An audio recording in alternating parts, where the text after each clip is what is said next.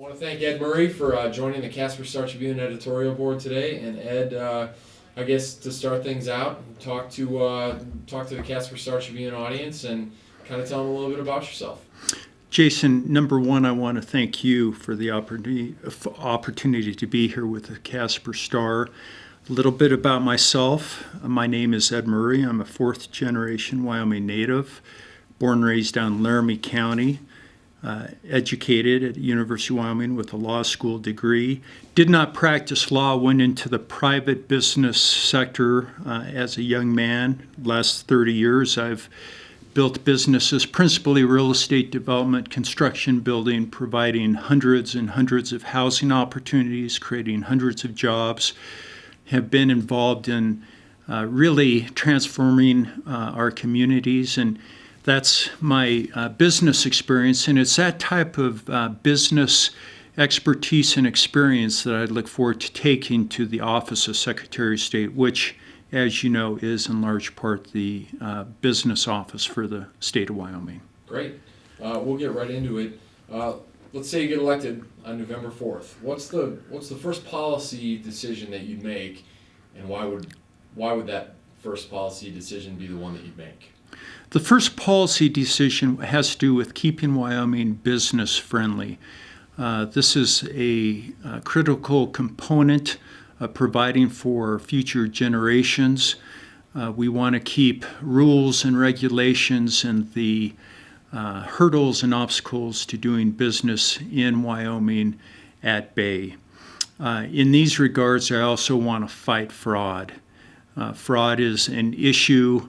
Scams, shell companies, and so forth that can be disruptive to our citizens and certainly have an impact, a negative impact on business, is something that I'll be taking a hard look at policy-wise. We get into other policy issues that have to do with elections.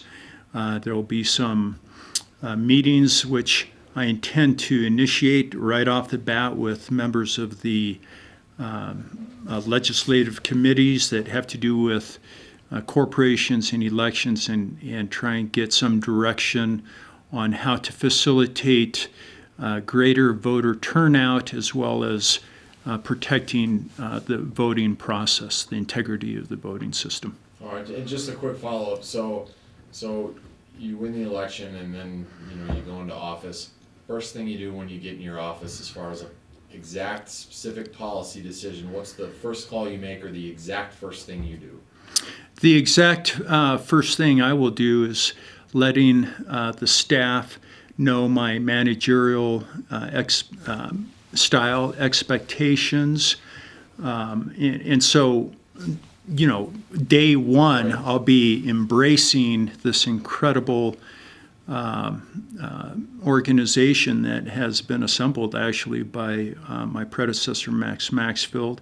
And so that will happen day one.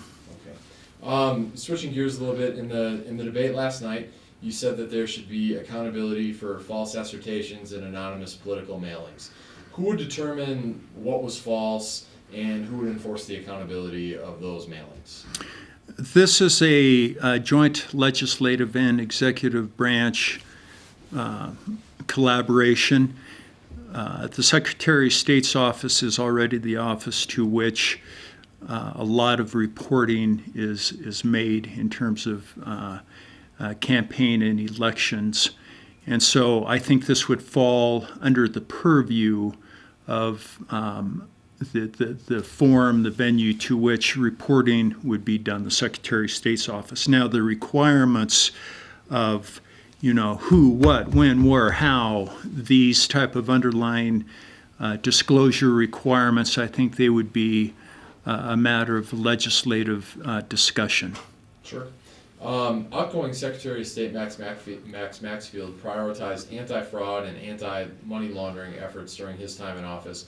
What would you do on those fronts if you were elected? Keep on keeping on. Max has initiated what is the Certified Registered Agent, and it requires a physical presence now instead of a P.O. box. Any entity doing business in Wyoming must have some type of physical address and a live body to which I, as the Secretary of State, could go, and a doorway into any businesses doing business or operating in Wyoming. Now, what I want to do is continue a diligent fight against fraud, and so I see beefing up the investigatory side of fighting fraud. And this involves technology. It involves collaboration with DCI and other investigatory agencies, and really, above all, making that one of our mantras, to be on the lookout, observing, listening, participating in efforts to fight fraud, and make that an important part of my administration. Okay. Earlier this year, we published a couple of columns from you in which you were a little bit critical of Governor Mead for maybe a failure to lead in the best way. Let's assume that you're elected and that he gets reelected. How do you think you'll be able to work with him? How will that relationship work between the two of you? Yeah. Let there be no mistake that I fully support Governor Mead. He's done incredible things for this state in terms of his policy and his leadership, and I very much look forward to working with Governor Mead. There are a couple of matters upon which I had disagreement, not with the governor personally, but with different positions, either constitutional or transparency issues that were a conversation of the entire state, quite frankly, and I participated in those conversations. The principles about which I spoke rise above any personal person or political party has to do with principle, and the governor and I are friends. I certainly look forward to working with him and supporting him in any way I can. The lobbyist activity reports required by the Secretary of State's office are currently useless as a way to determine what lobbyists are doing and who they're influencing. What do you propose to do about lobbyists if you're elected? Jason, I'm trying to get my arms around that right now. It's been an issue that, as you indicate, may not have the substance, the transparency, if you will. And so I'm actually visiting with lobbyists, with members of the Capitol Club, with legislators, trying to get a feel for how to address this. I think it all boils down to having good communication and then a joint understanding that it's in the interest of the public, not only for perception by the public of lobbyists, but also for the good of Wyoming, for the good of people. And so some of the ideas that we're throwing around are to increase reporting requirements in terms of number per year. Currently there's an annual report due, and we may consider bumping that up to quarterly reports. Also, there's discussion of increasing or decreasing the aggregate of dollar reporting from 500 down to 50, and then having online accessibility, which doesn't exist right now, and just having it's all about transparency, and that's what we want. We all want that. How do you propose to boost the low voter registration numbers in Wyoming that we're seeing right now? Yeah, several ideas I have in these regards. A big one that may be the subject of some legislation coming up this next session has to do with what is called voting centers in conjunction with the use of e-poll books. And this is a technology that allows for voting by a voter in any location within their county that is convenient to them. That is, right now we have the traditional precinct voting poll places where you as a registered voter go to the precinct. And in counties like Natrona, for example, if you live in Midwest, but if you work here in Casper area, you could vote here and just at any place at a voting center that's convenient for you. And increasing accessibility, we believe, will increase voter turnout. One matter.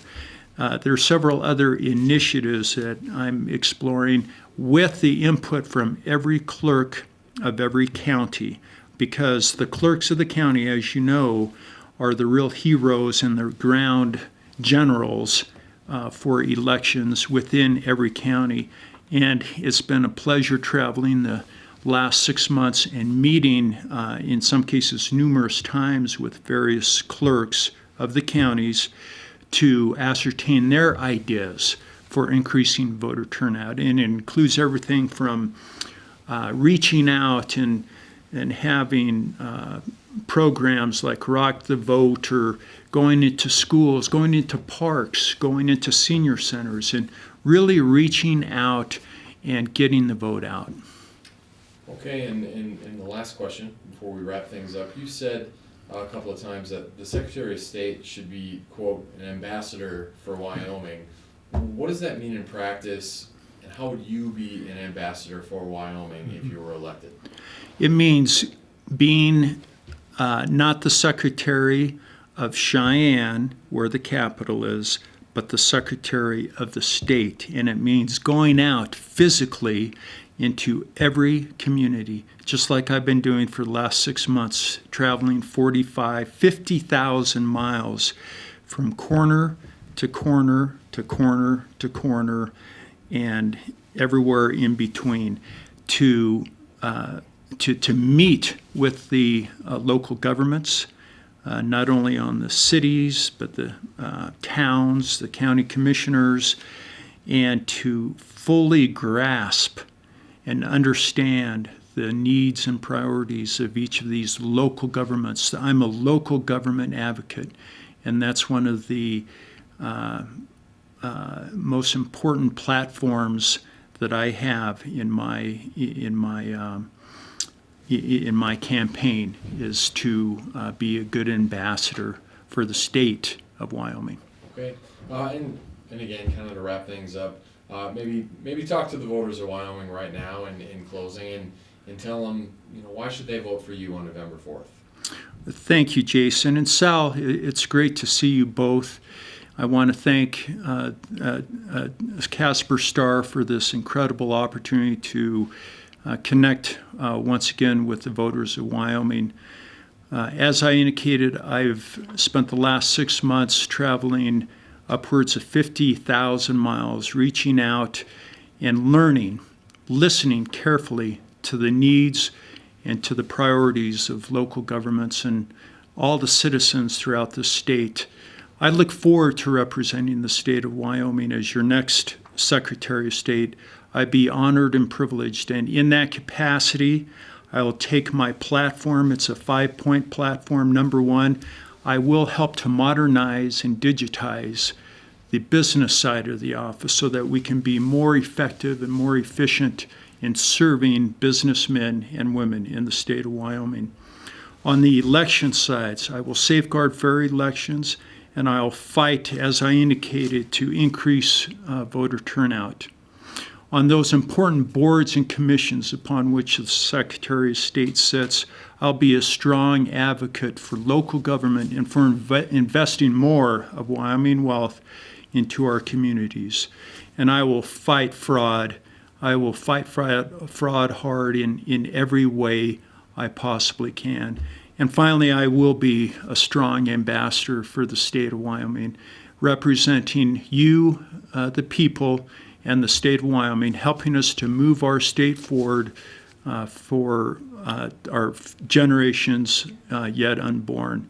Ladies and gentlemen, I'm Ed Murray. I would greatly appreciate your vote on or before November 4th, and may God bless you all. Thanks, Ed, for meeting with the Casper Star-Tribune editorial board. Good luck and take care. Thank you so much, Jason.